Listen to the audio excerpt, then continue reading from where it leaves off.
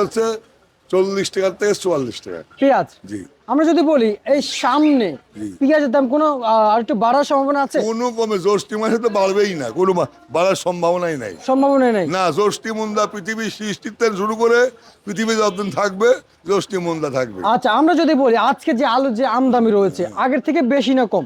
আগের চেয়ে কম, মানে আলু অন্য অন্য গত সপ্তাহে তার আগের সপ্তাহ এইসব সপ্তাহ যে আমদানি ছিল তার চেয়ে কম।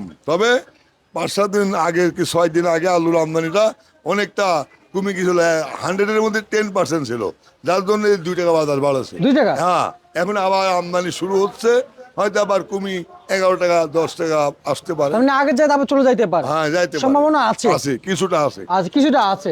তারপর আর যদি গেলে তো আমরা তো আপডেট জানিয়ে দিই, তখন আমরা জানিয়ে দেবো। জি। আচ্ছা আচ্ছা আচ্ছা, এই পেঁয়াজগুলো এগুলো কোন জায়গায়?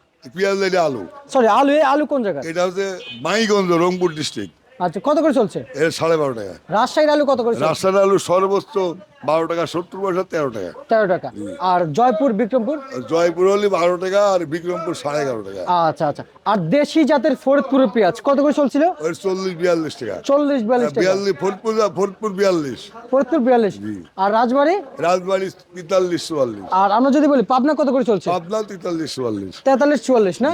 সামনে কি বাজার একটু বাড়ার কিংবা না, কমার? এই জ্যৈষ্ঠ মাসে তো বাজার বাড়বেই না, কোনো ক্রমেই বাড়বে না। আপনি গোটা বাজার ঘোরেন, দেখেন এক এক ঘরে শত শত বস্তা মাল সেল হয় নাই, সব গোডাউন জাত করে রাখা হয়েছে, আচ্ছা, বুঝছেন? আচ্ছা, মানে বিক্রি হয় না? বিক্রি হয় না, কাস্টমার নাই। কাস্টমার নাম এমনি না। পেঁয়াজের তো আমদানি রয়েছে। হ্যাঁ, আচ্ছা আচ্ছা, কি এখন লস কাদের? প্রথম যে লস হচ্ছে কাদের? প্রচন্ড লস হচ্ছে যারা আমদানি করেছে, ব্যাপারীদের লস। আর বাজার দিনকে দিন কমে যায়, কৃষকের লস। এবং আমরা সেল দিতে পারতেছি না, আমরা হলে কমিশন এজেন্ট, আমরা আমদানিও কম, বেচা কেনাও কম, আমাদেরও লস। বুঝতে এখন যদি গেলে এটা সেল হতো, আমার 2 টাকা কমিশন আসতো, আমাদের ঘর ভাড়া উঠতো, কর্মচারী বেতন উঠতো, লাইট বিল উঠতো।